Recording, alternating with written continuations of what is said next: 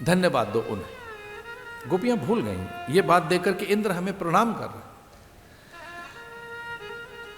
ब्रह्मा आदि हमारी स्तुति कर रहे हैं, महादेव हमारे जैसे ही बनकर हमारे ही बीच में नृत्य करने चले आते हैं। जब महादेव भी गर्भ में हमारे साथ खड़ा हो गया तो हम कितने बड़े हैं। ये औदार्य है, ये बड़ी घटना हुई है, कई जन्मों के पुण्य जगह आपके कि महादेव गरबा या डांडिया या नृत्य में आपके साथ खड़े हुए। आपके साथ नहीं, वो कृष्ण के लिए आए हैं, आपके लिए नहीं आए हैं। ब्रह्मा कृष्ण के लिए आए, इंद्र आदि के प्रणाम भगवान के लिए, आपके लिए नहीं। सच मानिए कुछ ज्यादा नहीं होगा, ये हमें बहुत भार नहीं चढ़ा रहा आपके दिमाग पर कुल देवता का याद रखना, रोज नहीं करना है, पता हो कौन है, इष्ट देवता का पता हो। इतनी जल्दी मत सब कुछ इतना कोरा कर दो घर को कि कुछ नहीं मानेंगे, किसी को भी नहीं मानेंगे। सच मानिए कोई भी आपको नहीं मानेगा। आंख मिचने दीजिए, 3 दिन के बाद भूल जाएंगे सब आपको। वो तो आज भी भूलने लगे, एक दूसरे का टेलीफोन नंबर तक तो याद नहीं है, कोई काम हो तो याद आता है, नंबर नहीं है याद किसी के। चलो नंबर याद न रहे,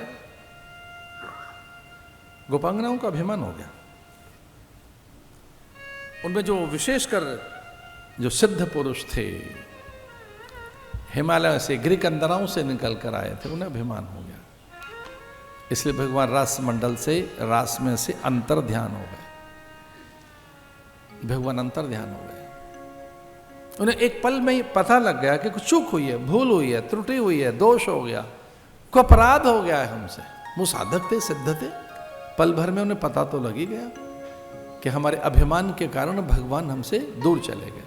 रस चला गया, उमंग चली गई, उल्लास चला गया, आनंद चला गया, प्रीति और प्रसन्नता चली गई। कभी कभी ऐसा हो जाता है, हम में उदासी छा जाती है, एक सैडनेस, एक कोई यूं ही एक अचानक चुप्पी सी छा जाती है। मानसिक व्याधियों में ऐसा होता है, कभी आदमी बहुत बोल रहा है, कभी बहुत चुप है, बहुत क्वाइट है, और कभी ब्ला ब्ला ब्ला। कितना बोलता है आदमी, मानसिक व्याधियों में पूछो मत, चुप नहीं करा सकते उसे। कभी बहुत चुप है, कभी रोता है, कभी हंसता है, कभी पास आता है, कभी दूर चला जाता है। कई तो मानसिक रोगी ऐसे जो कमरा बंद करके बैठे हैं।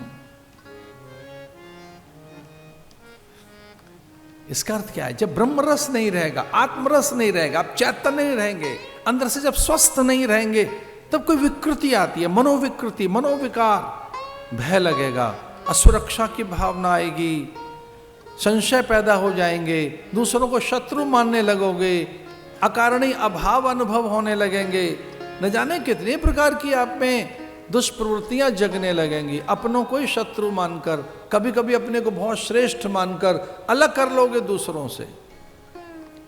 कुछ लोग सच में इतने एबनॉर्मल हो जाते हैं। ये कब होता है ऐसा? जब ब्रह्म रस चला जाए, आत्मरस चला जाए, आत्मचेतना खो जाए, जब आप चैतन्य नहीं है, स्वयं में सजग नहीं है। ऐसे ही गोपांगनाओं के साथ हो गया, भगवान अंतर ध्यान हो गए और उन्हें लगा कि हमारी चूक है, ये हमारी भूल है, हमसे अपराध तो हुआ है, हमें अभिमान आ गया। इसलिए इस अभिमान को कैसे दूर करें, और जितनी मानसिक व्याधियां इनको कैसे दूर करें, अपने मन को फिर से कैसे ठीक करें, कृष्ण को किस तरह से फिर से अपने बीच में बुलाएं, उन देवताओं को फिर कैसे जगाएं। कहीं भूल तो हुई है। और तब अचानक ही राधा के शरण में सब पहुंचे और राधा से पूछा कि माँ भगवती पराम्बा, उपाय बताइए, क्या करें, जीवन फिर से वैसा आए, फिर से कृष्ण लौट कर आए, फिर से भगवान आए, महादेव ब्रह्मा आदि हम सब फिर से उनके यजन भजन पूजन में लग जाएं। क्या विधि है, क्या उपाय करें? तो राधा ने कहा एक ही उपाय है, तारण का, और कोई उपाय नहीं। सबने हाथ जोड़कर पूछा क्या, कौन सा उपाय है? उन्होंने कहा सत्संग करिए, यही उपाय है।